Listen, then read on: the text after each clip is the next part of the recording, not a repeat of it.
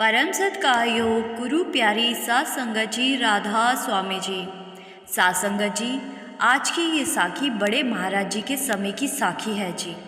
उस समय एक बार महाराज जी ने संगत में से एक बीबी को सत्संग के दौरान एक लोटा पानी लेकर सत्संग पंडाल के चक्कर लगाने को कहा था। संगत जी, आप सभी से मेरी विनती है जी, साखी अच्छी लगे तो कमेंट में ज़रूर राधा स्वामी लिख दीजिएगा। सात संगत जी, ये बात बड़ी पुरानी है।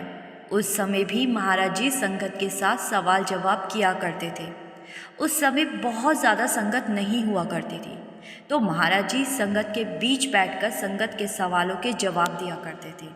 और तब हर रोज़ महाराज जी सत्संग फरमाया करते थे। एक बार सवाल जवाब के दौरान एक बीवी ने बाबा जी से कहा कि बाबा जी, मैं आज के बाद आपके डेरे में सत्संग सुनने नहीं आऊँगी। तो बाबा जी ने पूछा कि क्यों, क्या हुआ?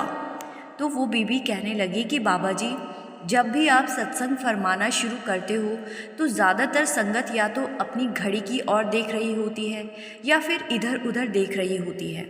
कोई आपस में ही बात कर रहा होता है तो कोई जिस दरी पर बैठा है उसके धागे निकाल रहा होता है। मतलब किसी का भी ध्यान सत्संग में नहीं होता। तो क्या फ़ायदा ऐसे सत्संग सुनने का? तो बाबा जी ने कहा कि ठीक है, तुम एक काम करना, तुम कल सत्संग में ज़रूर आना। उसके बाद तुम आना चाहो या ना आना चाहो वो तुम्हारी मौज, लेकिन कल ज़रूर आना। तो अगले दिन वो बीवी सत्संग पंडाल में पहुंच गई और सत्संग शुरू होने से पहले बाबा जी ने उस बीवी को कहा कि बीवी, आज तुम मेरा एक काम करना। बीवी ने कहा, जी बाबा जी, आप जो बोलें। तो बाबा जी ने कहा, तू एक लोटे में ऊपर तक पानी भर के आ। तो वो बीबी एक लोटे को ऊपर तक पानी से भर के ये सोच कर ले आई कि शायद बाबा जी ने पानी पीना होगा। तो उसने वो लोटा बाबा जी के आगे कर दिया। तो बाबा जी ने कहा कि ये लोटा मुझे नहीं चाहिए। जैसे ही मैं सत्संग शुरू करूँगा तू इस लोटे को लेकर सत्संग पंडाल की 7 बार परिक्रमा करना, लेकिन एक बात का ध्यान रहे कि लोटे में से एक बूंद भी पानी गिरना नहीं चाहिए। ये सुनकर बीवी थोड़ा हैरान हुई, लेकिन अपने सद्गुरु के हुक्म को मानते हुए उसने कहा, ठीक है बाबा जी, जैसा आप कह रहे हैं मैं वैसा ही करूँगी। मैं 7 चक्कर लगा दूँगी और इस बात का भी ध्यान रखूँगी कि एक बूंद भी पानी नीचे ना गिरे। तो बाबा जी ने सत्संग शुरू कर दिया और बीवी ने लोटे को हाथ में लेकर पंडाल के 7 चक्कर लगाने शुरू कर दिए। कुछ देर के बाद सत्संग खत्म हुआ और इधर बीवी के 7 चक्कर भी पूरे हो गए। तो बाबा जी ने उस बीवी को अपने पास बुलाया और पूछा कि लोटे में से पानी नीचे तो नहीं गिरा था ना? तो बीवी ने कहा, नहीं बाबा जी, एक बूंद भी नीचे नहीं गिरा। तो बाबा जी ने पूछा कि और आज सत्संग सुनते समय संगत फिर से वही सब कर रही थी जो तू मुझे कल बता रही थी? तो बीवी कहने लगी कि पता नहीं बाबा जी, आज तो मेरा पूरा ध्यान इस लोटे पर ही था, क्योंकि आपने कहा था लोटे से एक बूंद पानी भी नीचे नहीं गिरना चाहिए। इसलिए मेरा पूरा फोकस आज इस लोटे पर ही था। इसलिए मुझे नहीं पता कि संगत में आज कौन क्या कर रहा था। तो ये सुनकर बाबा जी मुस्कुरा पड़े।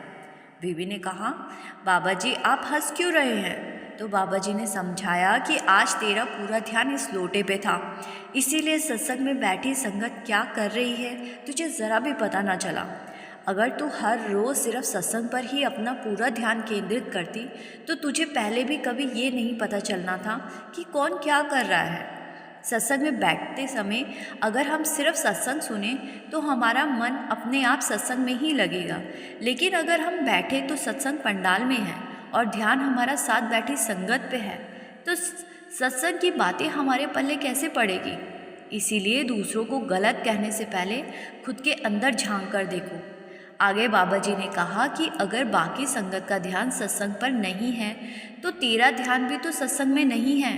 तेरा ध्यान भी तो यहाँ वहाँ देखने में ही होता है। महाराज जी की बातें सुनकर वो बीवी समझ गई कि महाराज जी क्या समझाना चाह रहे हैं। उसने अपनी नज़रें झुका ली और महाराज जी से माफ़ी मांगने लगी। सात संगत जी, महापुरुषों के समझाने के तरीके निराले ही होते हैं। ऐसे तो उस बीवी ने बाबा जी की बात को समझना नहीं था, इसीलिए बाबा जी ने ये लोटे और पानी वाला खेल रचा। और उस बीवी को एक पल में समझ आ गया, चलो ये बात तो बड़ी पुरानी है, आज कौन सा हम लोग सुधर गए हैं, आज भी तो हमारा वही हाल है। आज लाखों लोग सत्संग पंडाल में बैठ तो जाते हैं, लेकिन सत्संग पर ध्यान देने वाले हजारों भी नहीं होते। शरीर तो हमारा सत्संग पंडाल में ही होता है, लेकिन मन हमारा ना जाने कहाँ कहाँ घूम रहा होता है। कोई अपने बच्चों की सोच रहा होता है, तो किसी को दुकान की चिंता हो रही होती है। कोई सोच रहा होता है जल्दी से सत्संग खत्म हो तो रास्ते में से ये काम भी निपटाने हैं, और कोई अगले 10 सालों की प्लानिंग वहीं सत्संग में बैठे बैठे बना रहा होता है। इधर बाबा जी समझाते हैं कि अगली सांस का भी नहीं पता कि आएगी या नहीं, और हम 10-10 सालों की प्लानिंग बना रहे होते हैं। अगर सत्संग में जाकर यही सब करना है तो फिर हमें सत्संग में क्यों जाना? ये सब तो हम घर पर बैठकर भी कर सकते हैं। एक बार सत्संग के बाद बाबा जी ने सेक्रेटरी साहब से पूछा था कि आज कितनी संगत थी, तो सेक्रेटरी साहब ने बताया कि लगभग 2.5 से 3 लाख। तो बाबा जी ने कहा 30 भी नहीं थे। तो सेक्रेटरी साहब ने हैरानी से पूछा कि बाबा जी, मैं आपके कहने का मतलब नहीं समझा। तो बाबा जी ने जो जवाब दिया वो हर सत्संगी को ज़रूर सुनना चाहिए। बाबा जी ने कहा कि बैठे ज़रूर 2.5-3 लाख लोग थे, लेकिन 30-40 को छोड़कर सभी अपनी अपनी दुनिया में खोए हुए थे। किसी का भी ध्यान सत्संग पर नहीं था। कोई सो रहा था तो कोई घड़ी देख रहा था।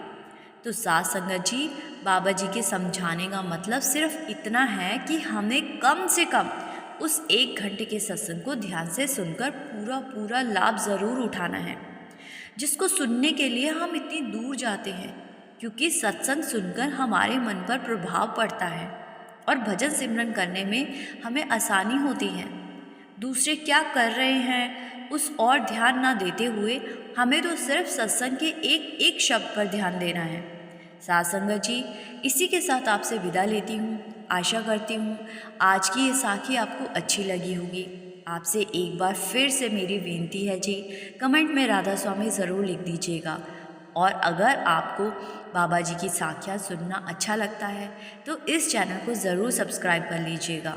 यहाँ हम हर रोज़ बाबा जी की नई नई प्रेरणादायक साखियाँ, बाबा जी के सवाल जवाब और सत्संग के अपडेट अपलोड करते हैं जी। गुरु प्यारी साथ संगत जी, राधा स्वामी जी।